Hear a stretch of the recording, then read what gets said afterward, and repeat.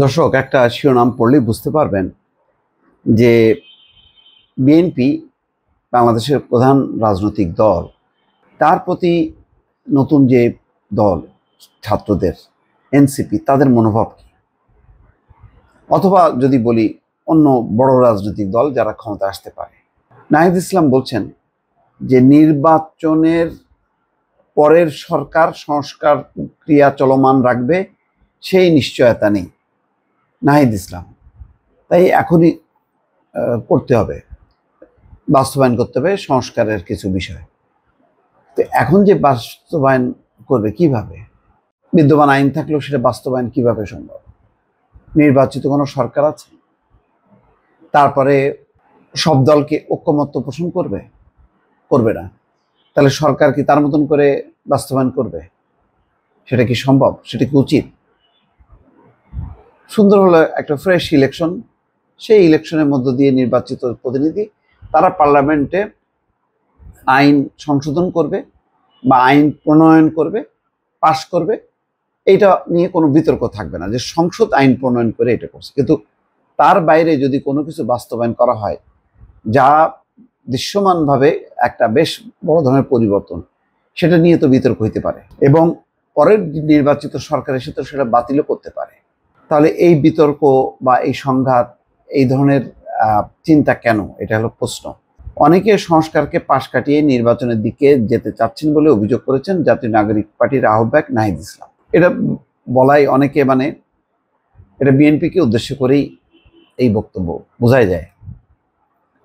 তিনি বলেছেন, আমরা মনে করি জুলাই গণঅভ্যুত্থানের বিচার ছাড়াই যদি আমরা নির্বাচনের দিকে যাই, তাহলে নির্বাচন পরবর্তী সময় যে সরকার আসবে তারা যে সংস্কার প্রক্রিয়া চলমান রাখবে সে নিশ্চয়তা নেই। তাই আমরা চাই বিদ্যমান আইনের মধ্যেই দ্রুত সময়ের মধ্যে সংস্কার এবং বিচার করতে হবে। ভাই, সংস্কার বিচার এটা চলমান প্রক্রিয়া। এখন যদি 50%ও করা হয়, বাকি 50% উল্টাই দিতে পারে। এই 50% উল্টাই দিয়ে আবার নতুন করে।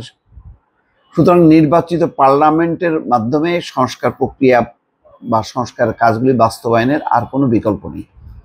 এখন সমস্যা হচ্ছে, তারা হয়তো ভাবছে যে নির্বাচন হলে তো বিএনপি ক্ষমতায় আসবে, বিএনপি যদি না করে, আমি বলি এই আস্থাটা রাখতেই হবে। যদি না রাখে তাহলে ওই যে যারা জনগণের কল্যাণে মৌলিক কোনো পরিবর্তন আনবে না, তাদের পরিণতি হবে আওয়ামী লীগের মতন।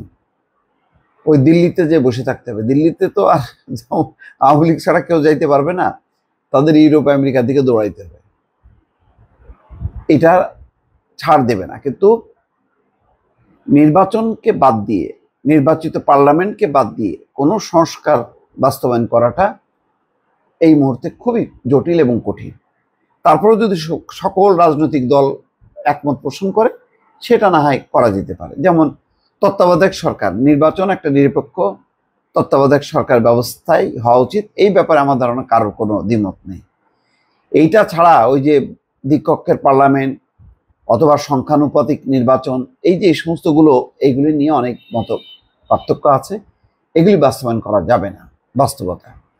শুক্রবার সন্ধ্যায় সিরাজগঞ্জ পৌর শহরের স্টেশন বাজার এলাকায় বিজয় সৌধ চত্বরে আয়োজিত ইফতার মাহফিলে প্রধান অতিথির বক্তব্যে নাহিদ ইসলাম এসব কথা বলছেন। এনসিপি আয়োজিত ইফতার মাহফিলে ভার্চুয়ালি যুক্ত হন আহ্বায়ক নাহিদ ইসলাম। তিনি কি বলছেন? যে আমরা বলেছি রাষ্ট্রের সংস্কার হতে হবে, রাষ্ট্রের মৌলিক পরিবর্তন হতে হবে, কারণ পরিবর্তনের জন্যই এই গণঅভ্যুত্থান হয়েছে। যদি সংস্কার ও পরিবর্তন না হয় তাহলে কেন এত মানুষ জীবন দিলেন, কেন এত মানুষ রক্ত দিলেন? অন্তর্বর্তী সরকারের সময়ই নির্বাচন সংস্কার এবং গণপরিষদ নির্বাচনের মাধ্যমে একটি নতুন সংবিধান তৈরির দাবি জানান তিনি। আচ্ছা, এই যে কথাগুলি, তাহলে বিএনপির প্রতি বিশ্বাস নেই, জামাতের প্রতি বিশ্বাস নেই, তাহলে এনসিপির প্রতি কেন বিশ্বাস করবে? শুধু এনসিপি মানে আন্দোলন করছে, সরকার পরিবর্তন করছে, এই আন্দোলনে কি বিএনপির অংশ নেই, জামাতের অংশ নেই? এখানে একটা বিভাজন তৈরি কি করা হচ্ছে না অলক্ষ্যে? যে আমরা এত রক্ত দিলাম, আমরা এনে যদি একটা নতুন কিছু না করতে পারি, অন্যরা কি? এখানে তো অন্য কেউ নাই। অন্য যারা, তারা তো প্রতিপক্ষ, তারা তো দেশ ছেড়ে ভাগছে। এখন যারা আছে সবারই অবদান আছে, সবারই কন্ট্রিবিউশন আছে।